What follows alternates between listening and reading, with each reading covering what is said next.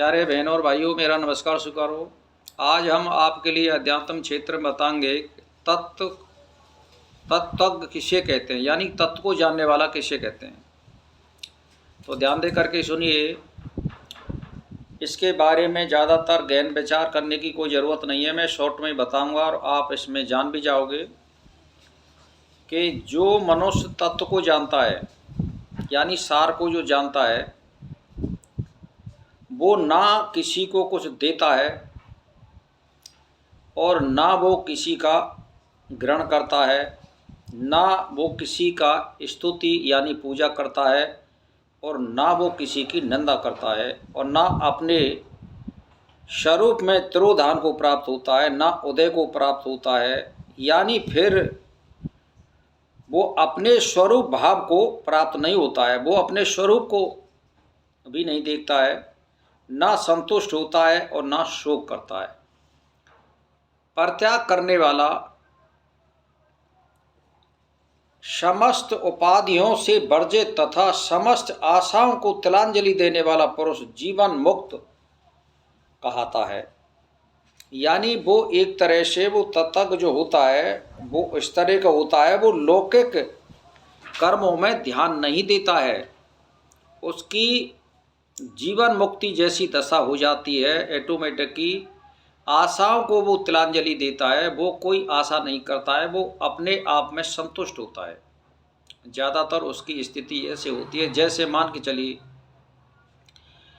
कि जिस मनुष्य ने या स्त्री ने, किसी ने ये देख लिया कि घी जो होता है वो किस तरह से निकलता है। पहले हम भैंस को चारा चराएंगे या किसी बकरी को चराएंगे, गाय को चराएंगे, तो इनको चारा हम जब चराएंगे तो वो रस के रूप में दूध हमें प्राप्त होगा। जब रस के रूप में हमें दूध प्राप्त होगा, जब हम उसको उबालेंगे, गर्म करेंगे और फिर एक क्रिया के द्वारा उसको हम जमाएंगे और फिर जो है हम उसकी जमा करके दूसरे दिन छाछ करेंगे। उसमें भी गर्म और ठंडा मौसम देखना पड़ेगा। अगर गर्मी का मौसम है तो हमें ठंडा पानी देना पड़ेगा और अगर ठंड का मौसम है तो हमें उसमें गर्म पानी देना पड़ेगा। यानी क्या हुआ, सम अवस्था में लाना पड़ेगा हमें। तो ऐसे ही जो तत्व को जानने वाले मनुष्य हैं, यानी जो परमात्मा को अच्छी तरह से जान गए हैं कि वो इस तरह से है और हमने इस तरह से प्राप्त किया है, वो कभी किसी का बुरा नहीं सोचता है, ना वो किसी की पूजा करता है, ना वो किसी पैसे लेता है और ना वो किसी को कोई देता है, ना हर्ष करता है, ना वो शोक करता है। वो अपने में ही संतुष्ट रहता है। ये जितने भी संसारी पुरुष और स्त्री हैं, ये ज़्यादातर आपको नमस्कार भी लोभ से ही करेंगे, आपके पास भी लोभ से ही आएंगे। इसीलिए भाई और बहनों, मैं सबकी तो नहीं कह सकता, पर हाँ 95% आपके पास लोभ से आने वाले मनुष्य मिलेंगे या स्त्री मिलेंगी। निर्लोभ आने वाला कोई 5% मिलेंगे मुश्किल से ही। तो इसीलिए जो महात्मा उदाहरण जो दिया गया है कि गृहस्थ सबका पालन करता है, तो मेरे दिमाग से तो ये बात सही बैठती नहीं है बिल्कुल ही।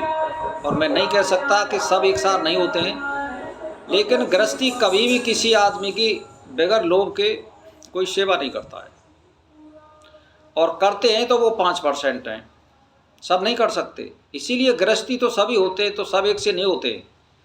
इसीलिए कोई सज्जन पुरुष के बारे में ये कह सकते हैं वो गृहस्थी हो लेकिन सज्जन पुरुष हो, वो सेवा कर सकता है। गृहस्थी यानी गृहस्थ आश्रम सबसे बड़ा, ये बिल्कुल गलत है। गृहस्थ आश्रम में ऐसा कौन सा है जो सबकी सेवा करने वाला है? वो तो किसी को नमस्कार ही नहीं कर सकता है बगैर लोग के।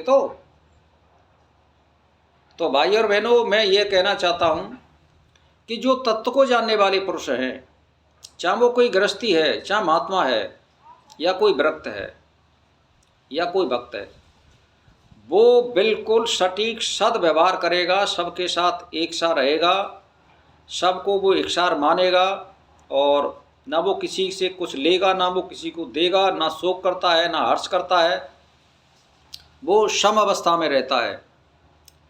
उसको हम क्या कहते हैं?